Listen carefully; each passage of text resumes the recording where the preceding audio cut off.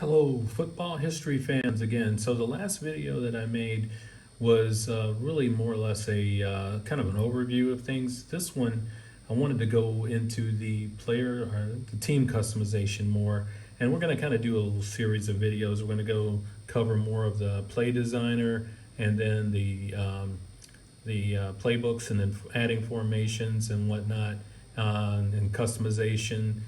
Here we're going to go into the stadium and the character, but right now we're going to look at the character customization. We'll get to the roster and Telestrator later, but this is for our simulator, and keep in mind, the simulator is going to be pretty much a microcosm of the game. So everything that you'll be able to do here, you'll be able to do in the game, with the exception of a few things which we'll get to later. But let's go to the customization. So for the character customization here, as I mentioned, we can put teams in here. Well, when you do teams, this is the simulator, but in the actual team management of the game, you're going to be able to put in a home, away uniform, and an alternate uniform you'll be able to put in there. So this will have three sections to it. It'll have a home, away, and then an alternate uniform that you can do. So to start with, basically what we do is this. It's got a lot of customization, so you can, what I didn't mention in the last video, you can actually import your own logos and everything. I'll show you how to do that. This here is a HBCU, one of our licensed teams that we have in the SWAC conference of the HBCU, but then we'll use that as an example, and we'll show you how they're in the game as well when you save them. You'll be able to save these teams. You'll be able to use them as teams that you can share across the internet with folks. So start with the helmet. So the helmet here has quite a few things that you can do here with it. What I would like to say is, once you get your logos that you want to do, you want to make sure you remove the backgrounds on them, so you don't see. I'll show you what it looks like when the background is there and what it looks like when it's not. This is obviously one without the background on it. They show up a lot better, so you may want to make them PNG files, because I think JPEG files usually have the white background on them. So this is a HBCU. This is Southern University, one of our HBCUs, and you can see you can put logos here on the helmets, on the sides. You can have it on one side or both. You got striping that you can have, and you can also put a logo right here on the front of the helmet as well. We can also put two logos, up to two logos on the shoulders here, and then also a logo on the neck here if we wanted to. We'll just go through that. But this is the helmet. So basically with the helmet, as I mentioned, you can choose a helmet style. You can go with a vintage, which has no face mask on it at all. Of course, you can color this helmet too. So if I wanted to color this helmet, I could actually go in here and change the color of the helmet. As you can see, you can color it a certain color, but you can't put a face mask on it or anything like that. The stripe pattern, so let's go back to here. Go back to our modern helmet. And then we can have stripe patterns right here. So we have right now up to 6 stripe patterns. So you could do this type of a stripe pattern in there. We have that one, that one, that one, and that one. And you can have none on there if you want. So if we wanted to put none on there, we can do that too. But I think I used the number 2 stripe pattern on here. Striping colors. What you can do is, if you wanted to know what your team's colors are, you can go into Google and throw in the hex code, a request for a hex code, and say, what is the hex code of Southern University, for instance? And they'll tell you, for the blue part of it, it's this hex code, and for the yellow, it's this hex code right here. Another one. So you can put hex codes in here, and you can copy and paste hex codes in here. And so if you get a color that you like custom wise, you can write down the hex code or copy and paste it into other parts of this customization, and you can have the same color all throughout. Here is the you can have let's go put on a logo. So what we do is we want to start with the side logo here, and if we want it on both sides, we go both sides. But once we do this, we end up going here and pressing on helmet logo, side logo. As you can see here, I've actually pulled some logos out of my folder, and we have two ways that we can do this. We can use the logos that are included in the game, because this is the built-in logos right here that are already there. And some of these are going to come out because they have these white backgrounds on them, and they need to have the actual, PNG no backgrounds on them. But that's what it looks like if you have a JPEG file in there. It'll take a JPEG file, but it usually will come with this little white background. Or you can go up here and go user provided images.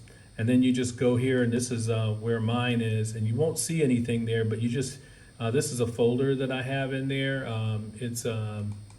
The folder is helmet logos right there. So I just do that, and then I just hit select folder, and then all of those will come in right here, as you can see. And some of them are white and whatnot, and I just threw some logos in here just for, as you can see, some of these are licensed, but we're not using those. Just do some logos in there in that folder so I can pull them out, and then I'll go ahead and use them. And so we'll go back to the built-in logos. These are the ones that are built into the game already. And then once we do that, then we're ready to go. I think what we have to do here is, once we've finished selecting something, we have to just have an ability to close the window here, because I think the only way you can close it is to just click on something else, and do this with face mask and so on. So if I wanted a face mask on here, as you can see, I have none on here, but I can go through and say, all right, give me that one, give me this one, give me this one, and so on. And then I can use that for my team. Now these are all at the team level right now, and so that's how we would put on the face mask. I'm gonna go with none for right now, and then I save this, and there it is. And so now we have, this is the helmet video, and I'm going to go into other parts of this as we go into, we'll cover the jersey on our next one. We've got all different kinds of ways we can customize things in here. Jersey wise, of course, I think I showed in the last video the shirt that goes underneath. You can do that as well, and then you can also do pants and gloves and all that. And we can also, as you can see here, put logos on gloves as well, and you can also put logos on the side of the pants here as well. So we've got all different kinds of ways you can customize, and you should be able to make it just about any team once we get done adding a lot of the things in there. Here again, here's the socks. And if I did the socks base color, if I wanted to change that, I could just do that. And there's my base color of the socks. And then the shoes, same thing. I could go in here and save the uniform there and do the same thing with the shoes. Right now our shoes are the team color. Right now with this hex code right here, I could copy this hex code and then paste it into anything that I wanted else, anything else that I would want to change. So that is it for right now. We'll go over these other sections later, as well as some other things to do. I'm going to return home here. It asks me if I want to save, say yes. And I go back to the main menu here, and then I can go in here, and then let's go to just choose any kind of play here. Let's go 26 power pass. And then I can run this play in, again, as I showed in the last video, in 2D, but then I can go over to 3D as well and run this play. And here we go. That load time is a little long for me, but as you can see, there's the uniform. Just like we drew it up in the customizer. And you'll be able to save these teams as they are, and then import them back into the game. So even if you bought the simulator and you wanted to just make teams, you could do that and just make the teams, and then share them with other people. When the game comes out, then you can import them back into the game. And here's another team that we made here. Call them the Edmonton Wolves, I believe. Yeah. So we kind of made them kind of a throwback team as well. And then again, if we run this play,